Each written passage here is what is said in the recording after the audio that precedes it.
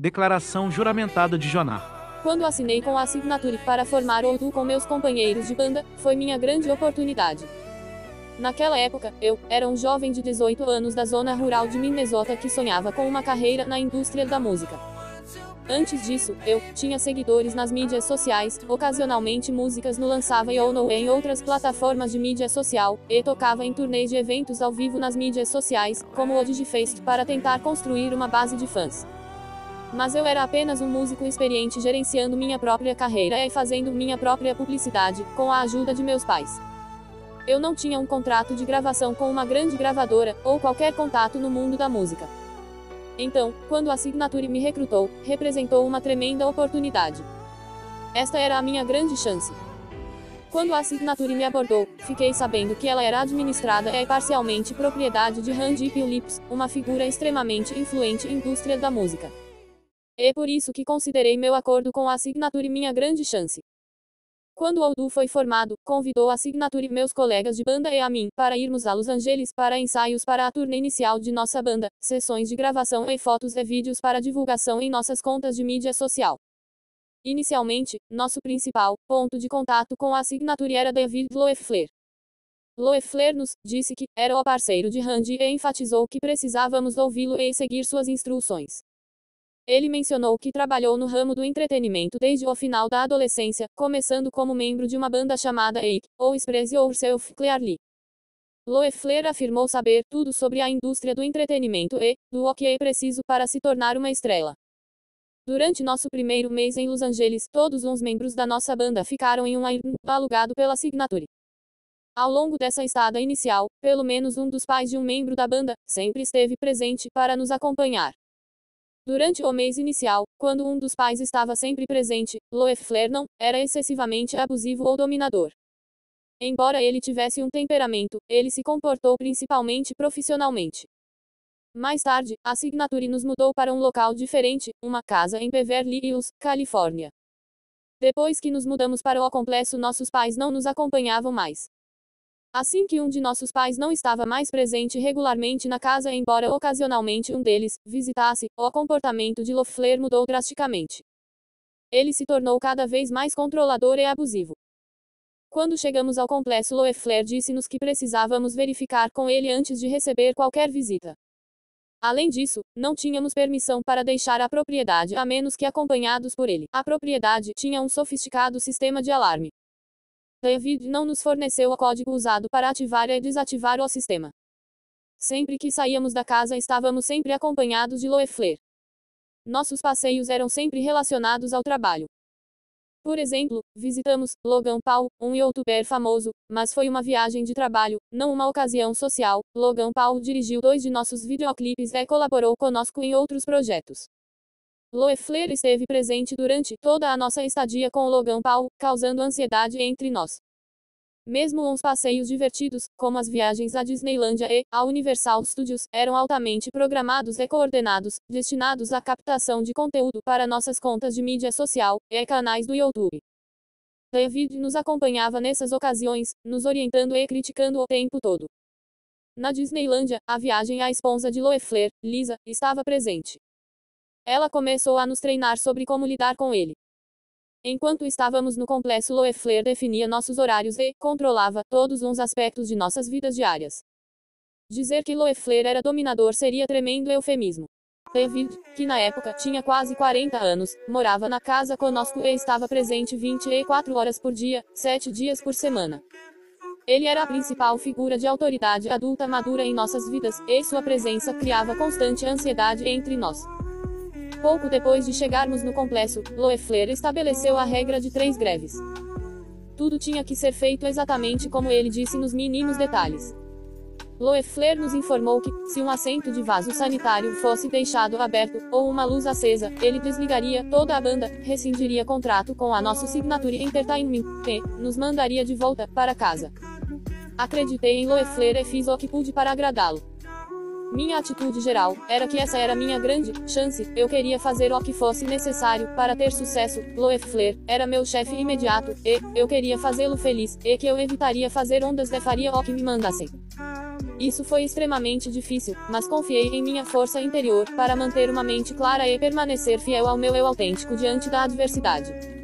Houve casos em que David fazia comentários inapropriados ou exibia comportamento não profissional. Lembrou-me dele, nos contando como faria amor com sua esposa ao som de nossa música, Nobody Got to Know, que fizemos nas primeiras semanas de formação da banda. Achei isso muito estranho considerando que Zageron tinha apenas 15 anos na época, e eu era o mais velho, tinha 18.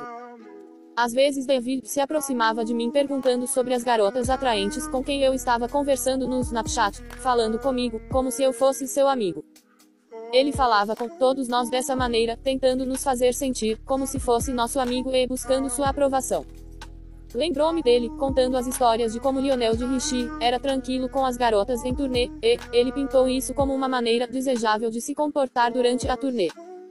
Durante a gravação do videoclipe de nossa música Unbelievable, houve piada corrente entre membros da banda, sobre correr nus pelo deserto depois. Enquanto trocávamos nosso guarda-roupa, Daniel Seavey realmente se despiu e começou a correr, levando o resto de nós a surpreendentemente segui-lo. David achou que seria uma boa ideia instruir toda a equipe de filmagem a gravar o evento. Ele então nos convenceu de que liberar a filmagem de nossas bundas nuas seria um plano de marketing engenhoso. Olhando para trás, é estranho que tal vídeo exista na internet, e acredito que perdemos fãs por causa disso. Enquanto estávamos em turnê, houve um incidente do qual me lembro vividamente, que destacou o comportamento inadequado de Loeffler.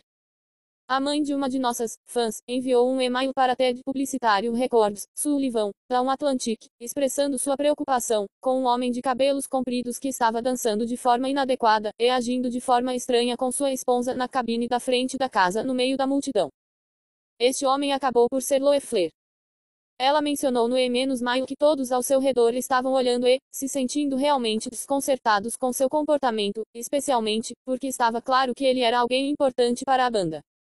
Infelizmente, não temos uma cópia do e-mail para incluir, mas Tyler Seavey, irmão mais velho de Daniel que era nosso gerente de estrada na época, pode testemunhar a veracidade dessa ocorrência. Este incidente serve como um testemunho de Loeffler juntamente essas instâncias, com outras, demonstram o padrão de falta de profissionalismo e comportamento inadequado de David Loeffler.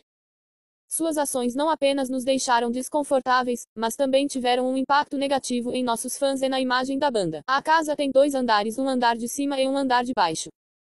Loeffler nos disse que não tínhamos permissão para subir. A casa tinha 5 quartos, 3 dos quais estão no andar de cima. A Aldu tem 5 membros e como não podíamos subir, ficamos confinados aos 2 quartos do andar de baixo, cada um deles bem pequeno. Um quarto tinha 2 camas e o outro tinha apenas uma, então Zageron e eu tínhamos que dividir a cama. Corbin Bessot teve que dormir em um colchão de ar no chão ao nosso lado. O colchão de ar estava com vazamento e geralmente esvaziava durante a noite, deixando Corbin acordando no chão duro. Cada dia no complexo começava com um café da manhã. Cada um de nós tinha a opção de um sanduíche congelado Leão Cat ou um waffle de ovo integral congelado, e isso era tudo o que podíamos comer no café da manhã. Não tínhamos permissão para tocar na geladeira onde os waffles eram guardados ou colocá-los nós mesmos na torradeira. Loeffler faria isso por nós. Ele nos permitiu remover os waffles da torradeira, desde que não tocássemos torradeira. David também não permitia que colocássemos calda nos waffles. Ele mesmo faria isso e decidiria exatamente quanto xarope receberíamos. Se optássemos por ter um Leão Cat no café da manhã, não colocá-lo no poderíamos micro-ondas. Loeffler faria isso. Ele então nos serviria o Leão Cat. Terminado o café da manhã, fomos obrigados a participar de algo que Loeffler chamou de terapia do suco, que consistia em 3 horas de dança intensa, usando rotinas coreografadas na década de 1990. Não gostávamos dessas rotinas de dança porque não estavam mais na moda e, como resultado, não queríamos usá-las no palco, mas Loeffler não as fez de qualquer maneira. A terapia do suco era excepcionalmente exigente fisicamente, 3 horas de exercícios aeróbicos intensos para todo o corpo, e agora acredito que Loeffler fez isso para nos exaurir fisicamente e nos tornar mais fáceis de dominar e controlar. Depois que a terapia do suco terminava, às vezes Loeffler nos preparava um shake de proteína para o almoço. Os shakes de proteína consistiriam em uma porção individual de Muscle Milk misturado com gelo para cada um de nós. Às vezes, em vez de servir shakes de proteína, Loeffler simplesmente colocava um prato de biscoitos Goldfish. Isso geralmente é tudo o que comeríamos no almoço: um pequeno shake de proteína, biscoitos ou ambos. Às vezes, nem almoçávamos. Depois que a terapia de Grove e / o almoço terminavam, éramos obrigados a começar imediatamente a ensaiar nossas músicas, fazer vídeos e tirar fotos para nossas contas de mídia social. Não teríamos descanso ou tempo pessoal, o ritmo era sempre frenético. No final do dia, normalmente saíamos para jantar em um restaurante local. E ocasionalmente, Loeffler pedia almoço em um desses restaurantes. Quando saíamos para jantar ou pedíamos comida, não podíamos pedir para nós mesmos.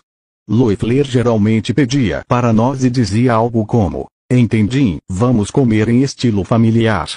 Vocês não devem estar comendo demais." Ele geralmente pedia 2 ou 3 entradas para nós 5, e nós as compartilhávamos. Eu tinha medo de pedir mais comida, e todo mundo também. Lanches não estavam disponíveis para consumo na casa. Mais uma vez, não tínhamos permissão para abrir a geladeira e os armários não estavam abastecidos com lanches. A quantidade de comida fornecida a nós no complexo não era adequada. Como estávamos com muita fome e nunca comíamos o suficiente, eventualmente meus colegas de banda e eu começávamos a pedir comida para ser entregue no complexo usando o serviço de entrega dos Postmates. Esperávamos até que Loeffler subisse e um de nós caminhava até o portão, encontrava o entregador e fazia com que ele nos entregasse o pedido por cima do portão na entrada do complexo. Em seguida, escondíamos a comida que obtínhamos dos Postmates nas gavetas de nossa cômoda para que David não pudesse encontrá-la. Em algumas ocasiões, a comida atraiu formigas e teve que ser jogada fora. Quando Loeffler descobriu isso, ficou furioso e começou a gritar incontrolavelmente conosco. Esse foi provavelmente o nosso pior dia no complexo. Em outra ocasião, um de nós jogou uma embalagem de lanche de frutas Gushers no vaso sanitário, o que fez com que o vaso sanitário recuasse. O encanador, Paul, pescou o invólucro e o mostrou a Loeffler, que ficou furioso. Quando cheguei ao complexo, eu tinha 1,85 m de altura e uma constituição atlética. Eu pesava aproximadamente 215 libras. Quando deixei o complexo, havia perdido mais de 18 quilos. Loeffler achava que eu pesava demais constantemente e me repreendia por causa do meu peso enquanto eu morava no complexo. A crítica de Loeffler à minha aparência nunca assumiu a forma de conselho ou encorajamento paternal. Sempre foi hostil. Ele me dizia que eu parecia uma merda e precisava perder peso. Então Loeffler começou a me dar apelidos ofensivos.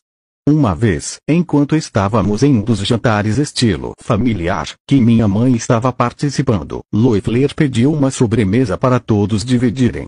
Dei uma mordida e depois fomos ao Pinkberry comprar iogurte congelado.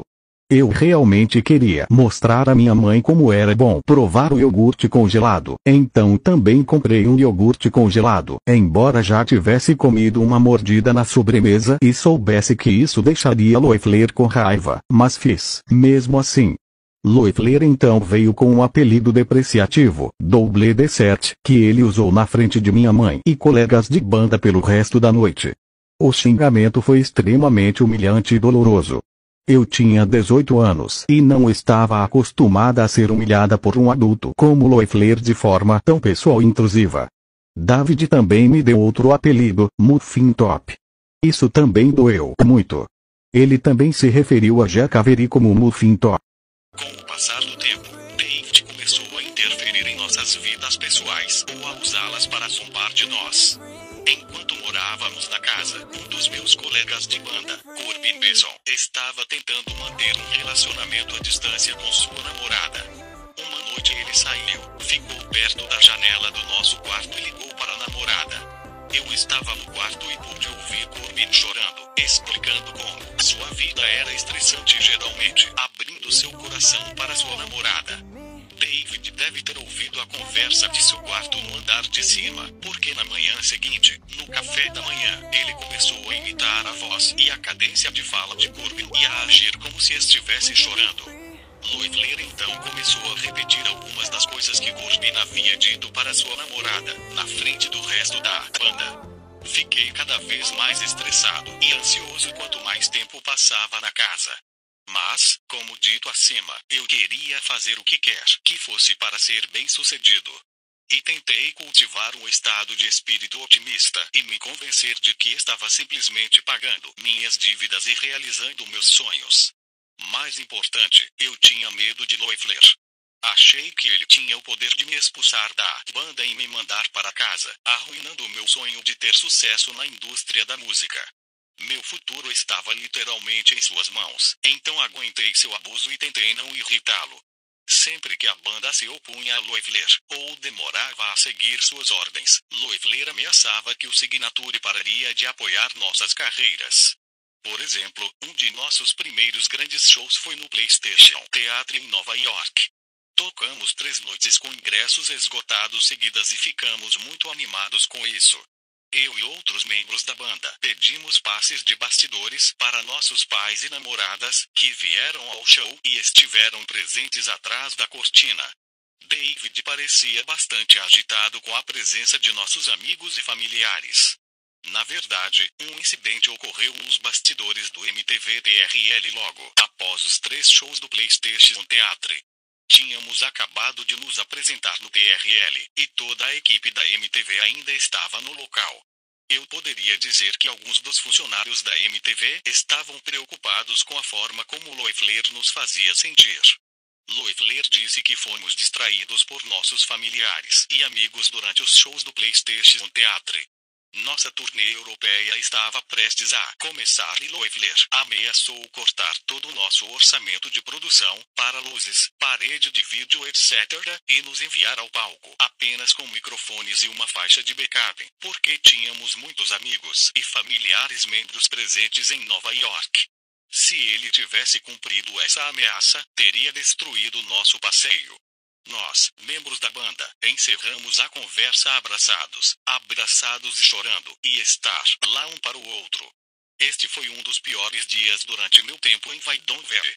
Em outras ocasiões, Loeffler dizia: "Você precisa de mim, eu não preciso de você", e começava a enumerar todo o dinheiro que ganhava de outras fontes. Ele sempre ameaçava desligar nossa banda, e eu acreditava que ele tinha o poder de fazer isso. Os tempos descritos acima foram desafiadores. Tentei muito ser mentalmente forte, praticar a atenção plena, ser grato pelos confortos que tive e ser forte. Pelos meus colegas de banda. Acredito que todos os outros membros da banda fizeram a mesma coisa que eu. Nos meses e anos que se seguiram, uma vez que nossa banda começou a lançar álbuns e fazer turnês de sucesso, a Signature Entertainment enviava aos meus pais arquivos Adobe PDF que, segundo ela, representavam todo o dinheiro que nossa banda havia ganhado. Esses documentos eram resumos gerados pelo Signature. Em várias ocasiões, pedi ao nosso advogado que pedisse a Signature para fornecer backup para as planilhas em PDF.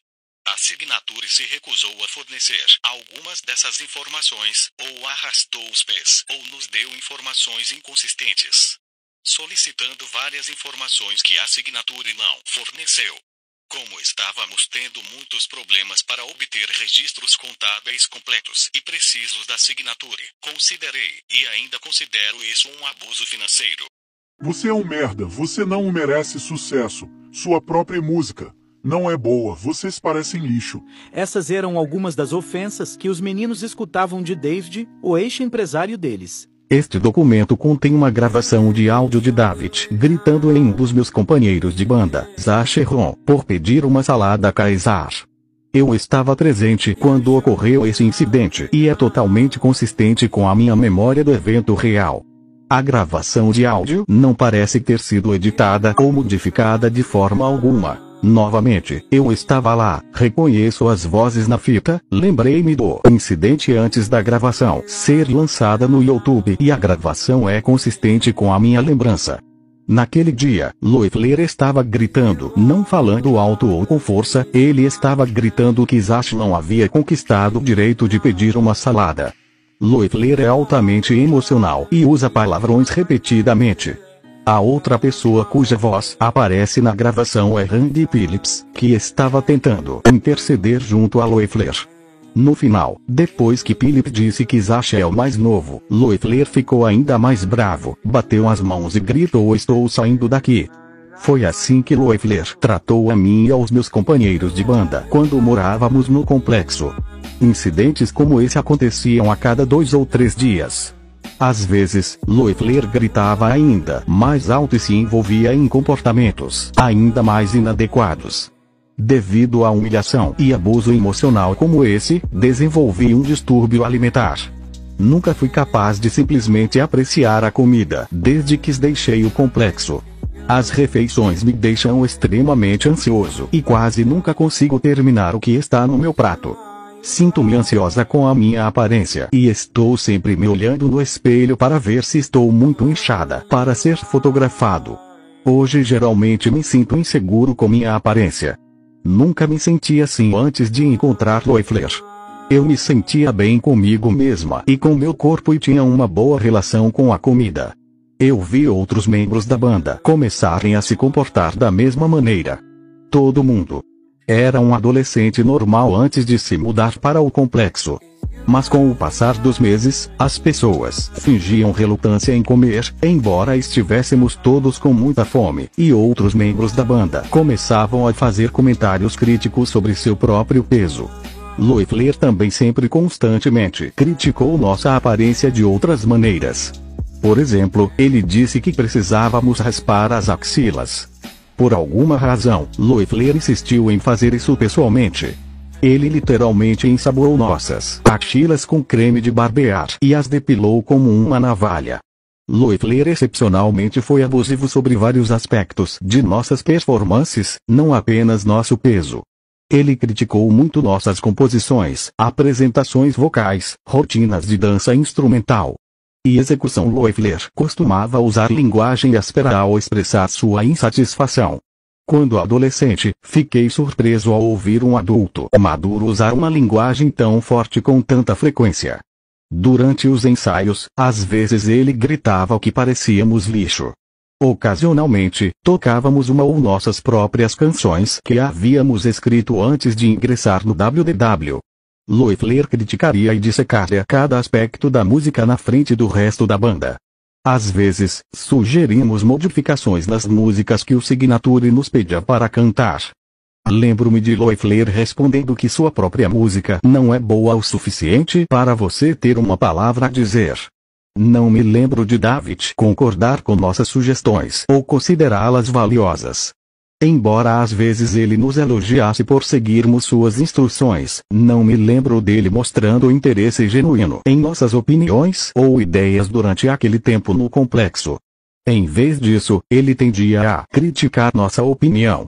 Em algumas ocasiões, David perdeu completamente o controle de suas emoções, gritando a plenos pulmões e correndo freneticamente. Isso foi assustador. Eu nunca tinha visto ninguém perder completamente o controle assim, especialmente porque Loeffler era o único adulto maduro no complexo. Fiquei preocupado que Loeffler pudesse bater em mim ou em um dos meus companheiros de banda quando ele perdesse o controle no futuro. Uma dessas perdas de controle ocorreu quando meu pai estava visitando a casa. Loeffler sempre teve o cuidado de manter a compostura quando os pais estavam presentes, mas desta vez ele desceu correndo as escadas da casa e entrou no pátio, gritando: "Você parece uma merda" no volume máximo. Assim que chegou ao pátio, caiu de joelhos, olhou para o céu e gritou: "Por que Deus? Por quê?" Fiquei chocado. Sempre que David criticava um de nós, ele o fazia publicamente, na frente de outras pessoas, e em um tom abrasivo, humilhante e ofensivo. Não me lembro de ter visto Loeffler chamar alguém de lado ou pedir para falar com ele em particular e depois oferecer sugestões úteis para melhorias. Só me lembro dele criticando os membros da banda na frente do resto do grupo, com críticas tipicamente como "você parece uma merda" ou "você não merece sucesso".